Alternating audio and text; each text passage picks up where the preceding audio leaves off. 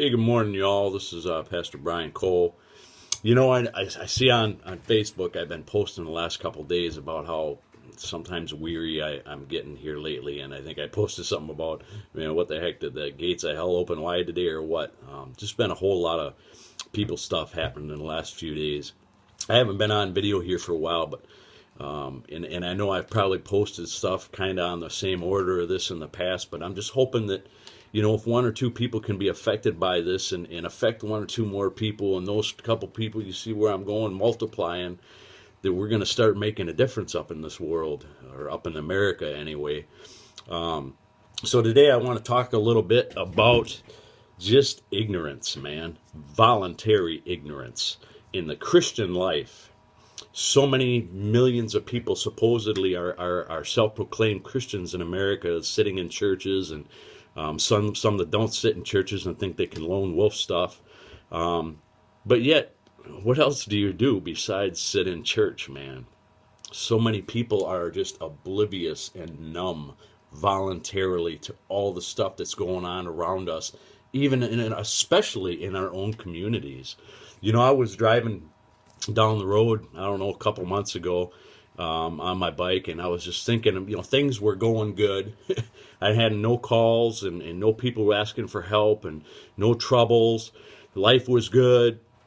Everything was smooth, and just driving along, and I got so complacent with myself and with the smoothness of the way life was going. And the thought that came to my mind at that time is, I can see how easy it could be to just put everything that's going on around us off to the side and focus on my own life, my own family, my own job here at the church, which is just the youth, not all this other stuff I do, and just forget about everything else. That's voluntary ignorance. And voluntary ignorance is a disease worse than cancer, worse than AIDS, that's going on in our churches with self-proclaimed Christians today. Self-proclaimed voluntary ignorance, wanting to focus on their own lives and take everything that's going on around us in our own country, our own nation, our own community, and put that off to the side because I'm in my own little world. We got so many problems in our nation right now. I mean, some of the major ones, it's suicides in general. The fact that we're losing 22 veterans on average a day to suicide, that's more than we lose in war. The abortions, the drug and alcohol problems, the sex trafficking, the porn industry, our nation out here legalizing sin. But we forget about even our own community, man. We have orphans and elderly in our communities that need our help. We have drug and alcohol addictions and other addictions. People are out here needing us to step by them, to mentor them, to help them out of these fortresses, help them bust these chains of addictions, marital problems, divorces, financial problems. We got tons of people out here that can't do physical work. And then we have our youth. This is a major problem. At least in my town, it's a major problem. I got kids that I thought were going to be leaders in the future, the hardcore, on fire for Jesus, turning away, falling away, getting into the world. I got youth in pain. I got youth that are threatening suicide out here. Where are the people to step up and help these kids? I'm by myself. I got one other person from the church here to help with the youth. Where are the people? I'll tell you where they are. They're in their car with their little families, with their little blinders on, focusing on their own life. Don't give two hoots about these kids in here that are dying, wanting to kill themselves, falling away from the faith and getting caught up in the world. We are supposedly warriors. Warriors don't let brothers and sisters die. They train them. And we need people out here training our youth to stand up and fight this battle, because they got millions of other people of the world that are going to teach them the other way while we sit and falter and watch them die.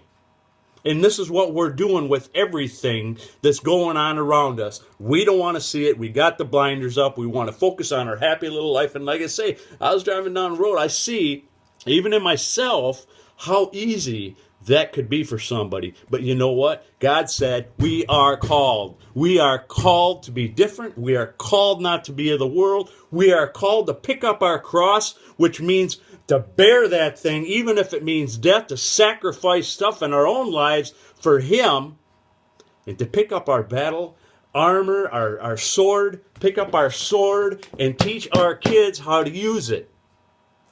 I just want to read two scriptures quick. Matter of fact, I'll just read one because we all know pretty much about the separation of the sheep from the goats in the book of Matthew. It says, "For I was hungry, you gave me nothing to eat. I was thirsty, you gave me nothing to drink. I was a stranger, you didn't take me in. I was naked, you didn't clothe me. I was sick and in prison, you didn't take care of me." And when they answer, "Lord, when did we see you hungry?" and all this, and He said, "If you didn't do it for the least of these, you didn't do it for me. Get away from me. I never knew you." And you know what? It ain't nothing different than the Old Testament, man. In the book of Isaiah, chapter chapter 58, about the true fasting. These people were out here fasting and saying, "Look at me, I'm starving myself for you. Why aren't you answering my prayers, God?" And God put them in check, and He said, will the fast I choose be like this? A day for a person to deny himself, to bow his head like a reed, and to spread out a sackcloth. Will you call this fast and a day acceptable to the Lord? This is the fast I choose. To break the chains of wickedness. What are you doing to break chains of wickedness? To untie the ropes of the yoke. What are you doing to untie ropes? Are you untying any ropes besides your shoelaces?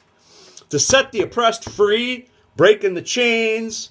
Busting down foundations. And to tear off every yoke. Is it not to share your bread with the hungry? To bring poor and homeless into your house? Not think about, oh, what can I do to help them? Into your house. To clothe the naked when you see him, and to not ignore your own flesh and blood. Then your light will appear like the dawn, and your recovery will come quickly. Your righteousness will go before you, and the Lord's glory will be your rear guard. At that time, when you call, the Lord will answer, and when you cry out, He will say, "Here I am." If you get rid of the yoke among you, and the finger pointing, and the malicious speaking, and if you offer yourself to the hungry, and satisfy the afflicted one, then your light will shine in the darkness, and your night will be like noonday, and the Lord will always lead you. Not until then. Stop with the involuntary ignorance. Get your focus off yourself and your own life and do it for other people. Lord gave us new commands, right? He upped it. He upped the commandments.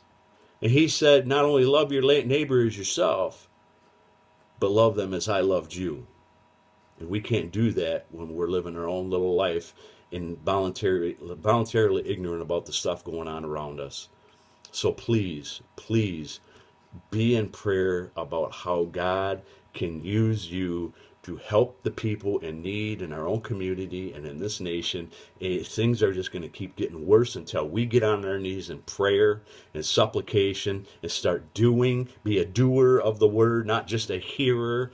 And please, somebody, go out there and start teaching our youth how to battle, because that is one of the most important things that there is, in my opinion. Love you all. God bless.